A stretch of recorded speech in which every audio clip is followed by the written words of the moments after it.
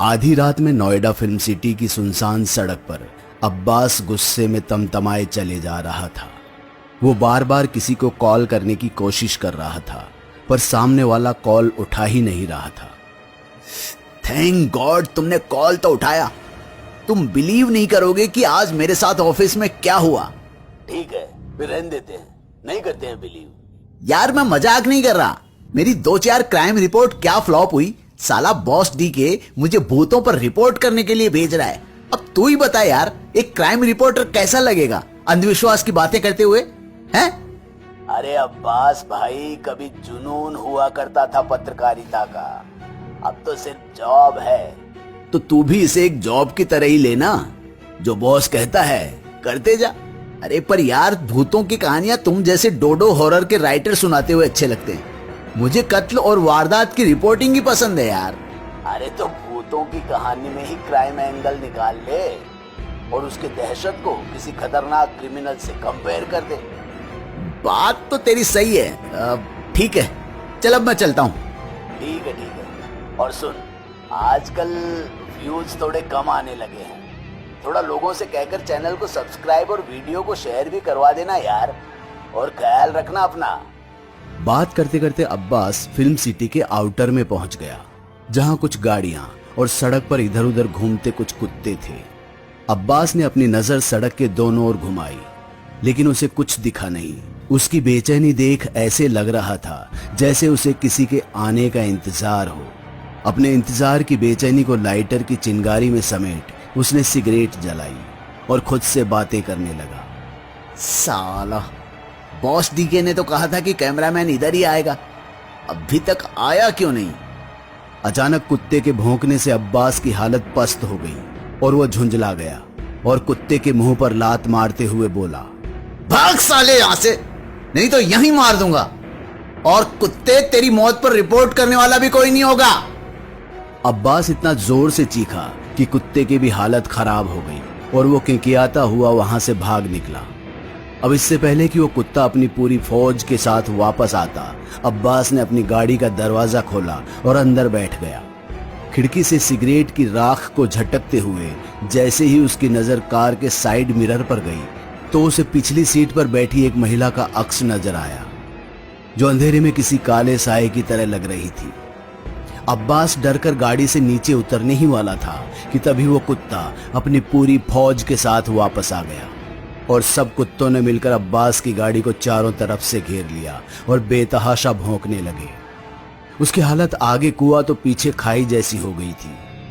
ना तो उसकी हिम्मत पीछे मुड़ने की हो रही थी, और अगर कार के बाहर निकलता तो कुत्ते मिलकर उसकी रैली निकाल देते। उसकी हालत ऐसी बन गई थी कि उसे समझ नहीं आ रहा था कि वो क्या करे। तभी पीछे से काले साए ने अब्बास के कंधे पर हाथ रखते हुए भींच लिया और कहा, डरो मत अब्बास, मैं तुम्हारे साथ हूँ ना। या अल्लाह, बचा ले मुझे, बचा ले इस टायन से। चुप, एकदम चुप। कुत्ता और भूत से डरता है और चला है क्राइम रिपोर्टर बनने। इतना कहते हुए पिछली सीट पर बैठी मरियम ने गाड़ी की लाइट जला दी। गाड़ी में सुंदर लड़की को देख अब्बास ने चैन की सांस ली और अल्लाह से सीधे वल्लाह वल्लाह करने लगा। वल्लाह वल्लाह, तुम तो एक मासूम लड़की हो। मैं खामखा तुम्हें एक चुड़ैल समझ बैठा था। डायन कहा था तुमने इससे पहले। अच्छा सॉरी, लेकिन तुम हो कौन और गाड़ी के अंदर कैसे आई? अब गाड़ी का कांच खुला छोड़कर जाओगे तो कोई ना कोई तो अंदर आ ही जाएगा ना। और शुक्र मनाइए कि मैं कोई चोर नहीं हूँ, मैं आपके कैमरामैन हूँ, नहीं तो अब तक गाड़ी चोरी कर ली जाती। अरे कैमरामैन नहीं, गर्ल हो तुम, और इतनी सुंदर हो तुम। मॉडलिंग करो यार, कहाँ रिपोर्टिंग के चक्कर में कैमरा लेकर भागोगी? आपको भी कोई और काम ढूंढ लेना चाहिए। जिस हिसाब से डरते हैं, पता नहीं क्राइम रिपोर्टिंग कैसे करेंगे। और गाड़ी आगे बढ़ाइए, बहुत दूर जाना है हमें। अब्बास ने गाड़ी स्टार्ट की और सभी कुत्तों को डराता हुआ आगे निकल गया। लगभग 1000 किलोमीटर दूर के सफर पर मध्य प्रदेश के बैतूल शहर की ओर, जहां हर साल श्राद्ध पक्ष में अमावस्या की रात नर्मदा के किनारे भूतों का मेला लगता है। आगे बढ़ते हुए अब्बास चुपचाप गाड़ी चला रहा था और पीछे मरियम अपना मोबाइल। तुम डोडो टीवी देखती हो? रोज देखती हूँ। अभी तो पंचम प्रकाश की नई सीरीज आई है ना, असुर, उसे देख रही हूँ। बढ़िया है। वैसे अपना नाम क्या बताया था तुमने? अभी तक तो कुछ नहीं बताया मैंने। हाँ तो अब बता दो। मरियम, मरियम नाम है मेरा। नाम सुनते ही अब्बास ने गाड़ी रोक दी बीच हाईवे पर, जहां दूर दूर तक कोई नहीं दिख रहा था, ना कोई बंदा और ना कोई बंदे की जात। जगह इतनी वीरान थी कि कोई आवारा कुत्ता भी नहीं भटक रहा था। बीच हाईवे पर आवाज करती गाड़ी का इंडिकेटर भी अपने आप में एक भयानक मंजर बना रहा था। मरियम को समझ नहीं आ रहा था कि अचानक से उसका नाम सुन अब्बास को क्या हो गया, जो उसने यूं गाड़ी रोक दी। अब्बास, अब्बास क्या हुआ? तुमने गाड़ी क्यों रोकी? बोलो ना, कुछ बोलते क्यों नहीं? क्या बोलूं मैं मरियम? अब्बास की आवाज सुन मरियम की सांसें अटक गई, क्योंकि वो पहले की तरह नहीं थी। इस बार उसकी आवाज ऐसी थी जैसे कोई राक्षस बोल रहा हो। मरियम ने जैसे ही उसके कंधे पर हाथ रख पूछा कि उसे क्या हो गया है, वैसे ही वो झटके से पीछे मुड़ा और उसे देखकर मरियम की चीख निकल गई।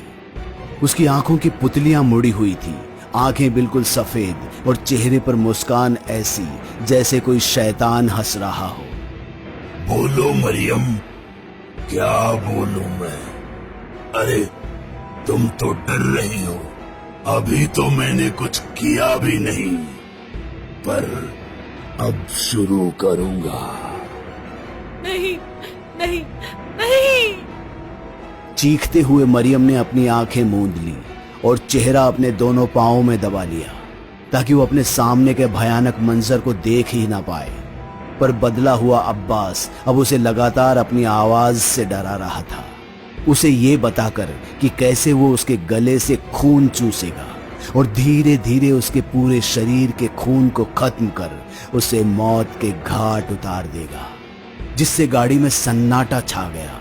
मरियम ने हिम्मत करके सिर अपने पैरों से बाहर निकाला तो सामने वाली ड्राइवर सीट पर कोई नहीं था और ना ही कोई गाड़ी के सामने। उसे समझ नहीं आ रहा था कि अचानक से अब्बास गया तो गया कहां। तभी कुछ उसे अजीब सा महसूस हुआ और जैसे ही बगल में मुड़ी तो पिछली सीट पर अपने चेहरे के ठीक सामने अब्बास को बैठा हुआ पाया, उसी भयानक रूप में जिससे एक बार फिर उसकी चीख निकल गई। वो दरवाजे को खोलकर भागने की कोशिश करने लगी, पर गाड़ी का दरवाजा नहीं खुल रहा था। मरियम, तुम मुझसे भागकर नहीं जा सकती हो। तुम्हारी मौत तो आज तय है। इतना कहते ही अब्बास ने मरियम के बालों को पकड़ा और उसके गले पर अपने नुकीले दांतों को चुभो दिया, जिससे उसकी चीख इस सुनसान हाईवे पर ऐसे गूंजी कि आसपास का पूरा जंगल भी दहल उठा। क्या मरियम की गूंजती चीख इसी सुनसान हाईवे के बीच दफन हो जाएगी, या शैतान बन चुके अब्बास से बचकर निकलने की कोई गुंजाइश अभी भी बाकी है? आखिर क्या हुआ मरियम के साथ, देखेंगे डोडो टीवी की लेटेस्ट स्टोरी भूतों का मेला के अगले भाग में, जिसके लेखक हैं पंचम प्रकाश।